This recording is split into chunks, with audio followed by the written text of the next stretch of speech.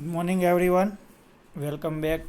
Mechanical engineering के under subject manufacturing technology में chapter number 4 हम लोग डिस्कस कर रहे थे।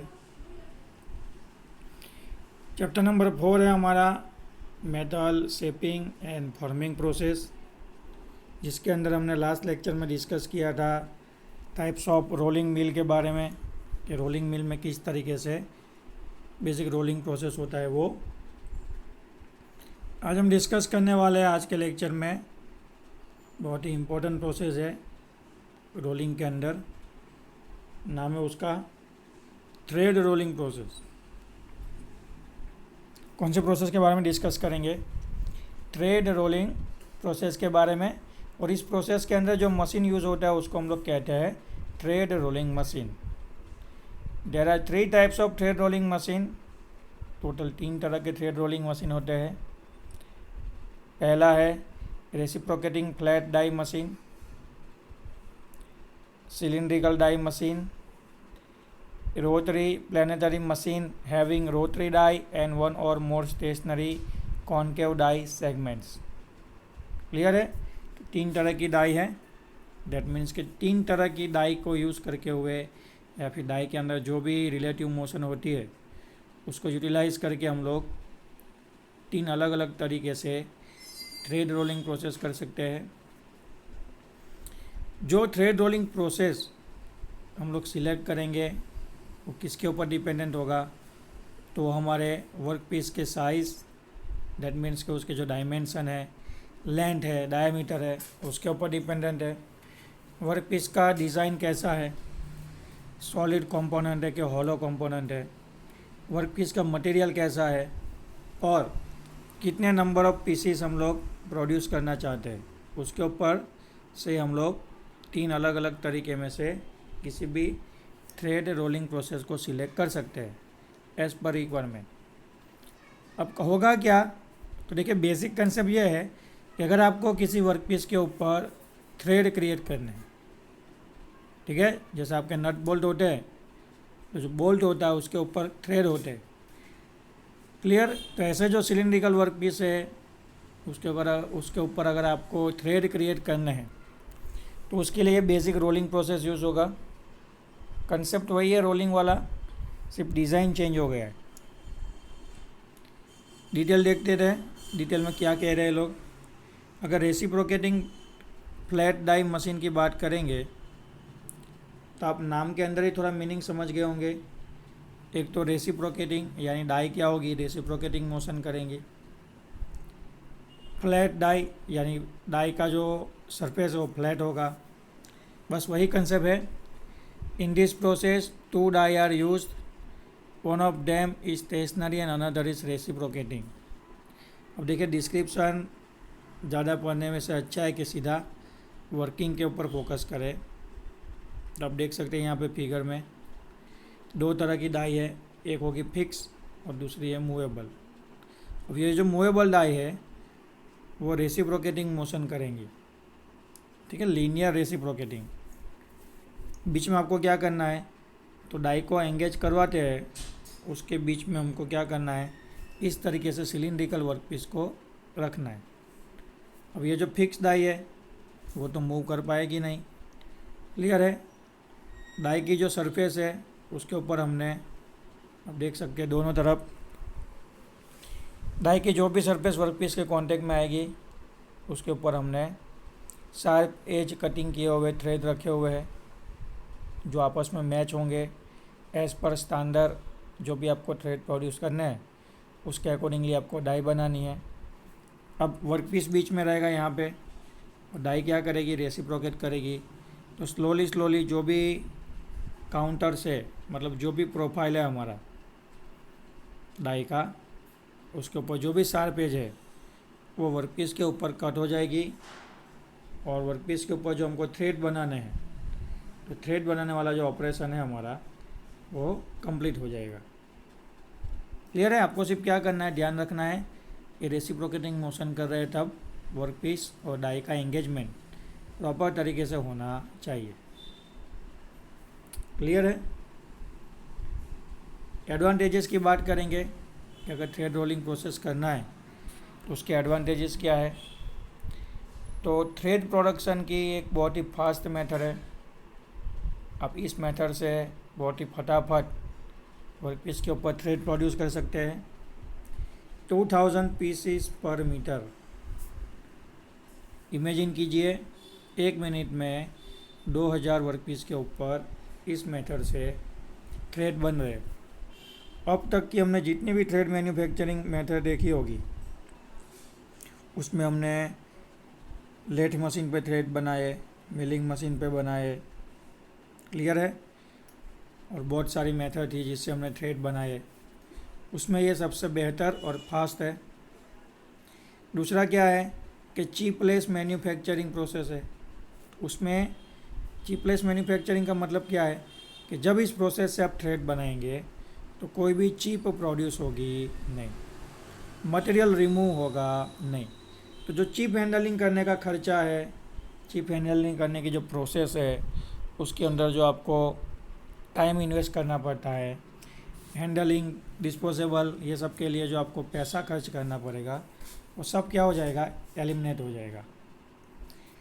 नेक्स्ट क्या कह रहा है? During thread rolling the material is strained plastically and work hardened, therefore it becomes stronger against the tension and fatigue. Die की वजह से जो थ्रेड रोलिंग प्रोसेस होता है उसमें वर्कपीस की जो सरफेस होती है उसके अंदर प्लास्टिकली डिफॉर्मेशन क्रिएट होता है, जिससे वर्कपीस की सरफेस हार्ड होगी। हार्ड होने से जो वर्कपीस है वो स्ट्रॉन्ग बन जाएगा, और जो टेंशन फोर्स लगता है, मतलब टेंसाइल स्ट्रेस लगता है, फटीग स्ट्रेस लगता है, उसके अगेन ये थोड़ा और स्ट्रॉन्ग बनेगा। मतलब इन दोनों स्ट्रेस की इसके ऊपर ज़्यादा असर होगी नहीं। A roll thread is superior to one that has been cut since the process work hardness. अगर आप चाहते हैं कि अगर आपको कोई हार्ड वर्क पीस है या फिर कोई हार्डर मटेरियल है, उसका वर्क पीस है, उसके ऊपर अगर आपको कट करना है तो रोल थ्रेडिंग प्रोसेस या फिर थ्रेड रोलिंग प्रोसेस सुपीरियर है उसके लिए। The thread surface and promotes a grain direction which adds to the strength of the thread। ठीक है, ग्रेन डायरेक्शन है, उसके अंदर रिफाइनमेंट होगा, तो उससे भी थ्रेड के जो भी पोर्शन है या भी जो थ्रेड जनरेट हुआ है उसको स्ट्रेंथ मिलेगी, सरफेस फिनिश अच्छा होगा। क्लियर है? किसकी कंपेयर में? अगर आप लोग मिलिंग प्रोसेस से थ्रेड बनाएंगे तो उसकी कंपेयर में थ्रेड रोलिंग प्रोसेस में सरफेस फिनिश अच्छा मिलेगा। क्लियर है? नेक्स्ट है लिमिटेशन ऑफ थ्रेड रोलिंग। क्या लिमिटेशन है थ्रेड रोलिंग प्रोसेस की? वो डिसएडवांटेजेस भी कह सकते हैं। Best suitable only for diameters up to 20 mm। सबसे बड़ा डिसएडवांटेजेस कह सकते हैं आप इसको। ओनली 20 mm डायमीटर होगा। अगर वर्कपीस का डायमीटर 20 mm है या 20 mm से कम है तभी आप थ्रेड रोलिंग प्रोसेस कर पाएंगे। जैसे ही डायमीटर 20 mm से एक्सीड करेगा प्रोसेस हमारे लिए एप्लीकेबल होगी नहीं। ये चाहे कितने भी एडवांटेजेस क्यों ना हो, कितने भी फ़ायदे क्यों ना हो, आपको उसको इग्नोर करना पड़ेगा। Necessary to hold close blank tolerance. जो आप डाई का जो ब्लैंक है उसको वर्कपीस से एंगेज करवा के पूरा मोशन क्रिएट करते हैं, तो उसमें आपको हर बार ये ध्यान रखना पड़ेगा कि डाई का जो दोनों डाई जो क्लोज हो रही है, यानी कि वर्कपीस के अगेंस्ट में बंद हो रही है, एंगेज हो रही है, तो उसका जो टॉलरेंस है बहुत ही क्लोज रखना पड़ेगा। अगर आप गैप रखेंगे या फिर वर्कपीस को अच्छे से कांटेक्ट नहीं करवाएंगे तो थ्रेड कट तो होंगे लेकिन एक्यूरेसी मिलेगी नहीं। Can not role material have a hardness exceeding RC37। अब ये जो RC37 है उसका सबसे पहले मीनिंग समझ लो। रॉकवेल हार्डनेस टेस्टर होता है, ठीक है। रॉकवेल हार्डनेस टेस्टिंग मशीन है जिसकी वजह से हम लोग किसी भी मटेरियल का हार्डनेस चेक करते हैं, तो उसके अंदर उसने अपना खुद का यूनिट दिया है RC, रॉकवेल हार्डनेस का, ठीक है। तो अगर 37 ग्रेड तक किसी मटेरियल का हार्डनेस है तो फिर हम लोग उसके ऊपर कोई भी रोलिंग प्रोसेस कर पाएंगे नहीं, तो थ्रेड रोलिंग भी नहीं कर पाएंगे। क्लियर है? तो ये लिमिटेशन है। और लास्ट में क्या कह रहे हैं, only external thread can be rolled. सिर्फ आप लोग एक्सटर्नल थ्रेड जो है, यानी वर्कपीस की बाहर की सरफेस पे जो थ्रेड क्रिएट करने हैं वही थ्रेड हम लोग कट कर पाएंगे। इंटरनल थ्रेड इस प्रोसेस से कट होंगे नहीं। नेक्स्ट दी गई है हमको उसकी एप्लीकेशन, कहाँ पे यूज़ करेंगे हम लोग थ्रेड रोलिंग प्रोसेस को। To produce external threads, thread rolling is best method. आपको सिर्फ एक्सटर्नल थ्रेड प्रोड्यूस करने हैं तो उसके लिए थ्रेड रोलिंग प्रोसेस बेस्ट है। Electric light bulb, wood screw, machine screw, sheet metal screw, hooks and eyes of bolt are produced by this method. जितने भी जनरल पर्पस के लिए, general day to day life के अंदर use होने वाले जो थ्रेड है, यानी एक्सटर्नल थ्रेड है, वो सिर्फ थ्रेड रोलिंग प्रोसेस से ही बनेंगे, यानी इस प्रोसेस से बनेंगे। क्लियर? अगर आपने स्टैंपिंग ऑपरेशन किया है और उस कंपोनेंट के ऊपर अगर हम लोग थ्रेड बनाना चाहते हैं तो producing the thread on the stampede parts, यानी स्टैंपिंग ऑपरेशन से कोई कंपोनेंट बन के आया है उसके ऊपर अगर थ्रेड बनाना चाहते हैं तो भी थ्रेड रोलिंग प्रोसेस से हो जाएगा। क्लियर है? तो यहाँ पे रोलिंग प्रोसेस सारी ख़त्म हो रही है। नेक्स्ट हम लोग मूव कर रहे हैं फॉर्जिंग प्रोसेस, यानी फॉर्जिंग ऑपरेशन। क्लियर है? तो ये इंडस्ट्री के अंदर ये जो फॉर्जिंग प्रोसेस है वो भी एक तरह की मेटल शेपिंग या फॉर्मिंग प्रोसेस है। ढेर सारे कंपोनेंट और बहुत सारी एप्लीकेशन में हम लोग फॉर्जिंग प्रोसेस से वर्कपीस और कंपोनेंट प्रोड्यूस करते हैं। सिंपली होता क्या है फॉर्जिंग ऑपरेशन में, तो देखिए फॉर्जिंग ऑपरेशन का थोड़ा एक छोटा सा सेटअप दिया गया है। क्लियर है? फॉर्जिंग ऑपरेशन में आपका जो भी वर्कपीस होगा, ठीक है, देखिए ये वर्कपीस है, हॉट मटेरियल और ब्रैकेट में लिखा है बिलेट्स। तो अगर आप किसी कंपोनेंट के ऊपर फॉर्जिंग ऑपरेशन करना चाहते हैं तो आपको उसको भट्ठी के अंदर गर्म करना पड़ेगा। कहाँ तक? रिक्रिस्टलाइजेशन टेम्परेचर तक। फिर आप उसको भट्ठी से बाहर लाओगे, ठीक है, एनविल होगी, अपने जो ग्राउंड लेवल है वहाँ पे एनविल रखा होगा, एनविल के ऊपर जो लोअर डाई है वो रखी होगी। क्लियर? डाई का एक पोर्शन एनविल के अंदर होगा, डाई का दूसरा पोर्शन जो अपर डाई है वो रैम के अंदर होगा। ठीक है? दोनों डाई के बीच में आप क्या करेंगे, वर्कपीस को रखेंगे और ये जो रैम है वो एज अ हैमर, जो हथौड़ी होती है ना हैमर, उस तरीके से वर्क करेगी। आप क्या करोगे, उसको पहले ऊपर ले जाओगे और सडनली ही क्या करोगे, छोड़ दोगे। तो ग्रेविटेशनल फोर्स की वजह से ये जो रैम है जो एज ए हैमर वर्क कर रही है वो सडनली वर्कपीस के ऊपर स्ट्राइक होगी। क्लियर है? लेकिन बीच में डाई होने की वजह से वर्कपीस के अंदर डाई का जो भी शेप है वो क्रिएट होगा इस प्रोसेस से। क्लियर है? डाई तो हमने इसलिए रखी है क्योंकि डाई का जो शेप है वो हमको वर्कपीस के अंदर लाना है।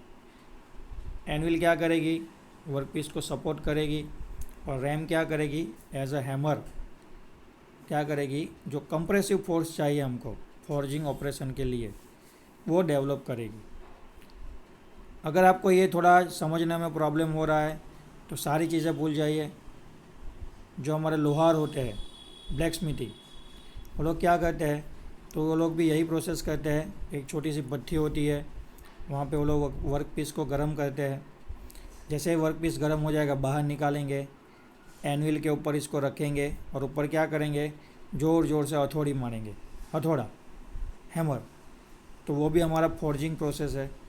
ठीक है? लेकिन अगर आपको बड़े से कंपोनेंट को बनाना है या फिर कोई बड़े कंपोनेंट को बनाना है और प्रोसेस को ऑटोमेटिक करना है तो ये सारी प्रोसेस किससे होगी, मशीन पे होगी। ये जो रैम है वो हाइड्रोलिक होगा। ठीक है? हाइड्रोलिक मैकेनिज़्म से ऊपर जाएगा, हाइड्रोलिक से नीचे आएगा। मैकेनिकल जो भी सिस्टम है उसको भी आप यूज़ कर सकते हैं। क्लियर?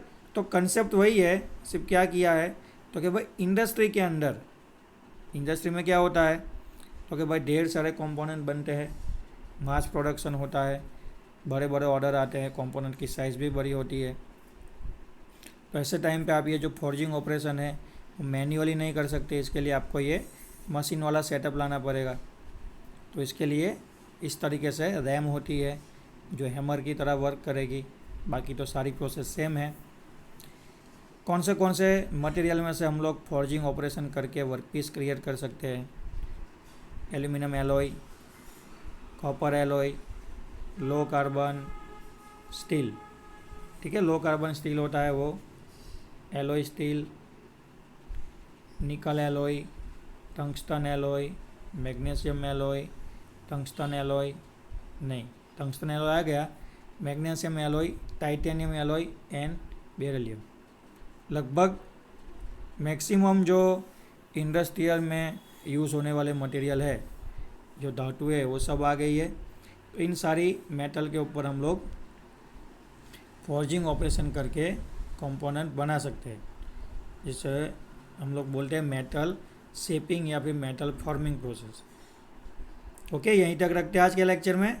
नेक्स्ट लेक्चर में हम लोग फॉर्जिंग प्रोसेस के एडवांटेजेस, डिसएडवांटेजेस और जो दूसरे लिमिटेशन के बाद क्या होता है एप्लीकेशन, वो हम लोग डिस्कस करेंगे।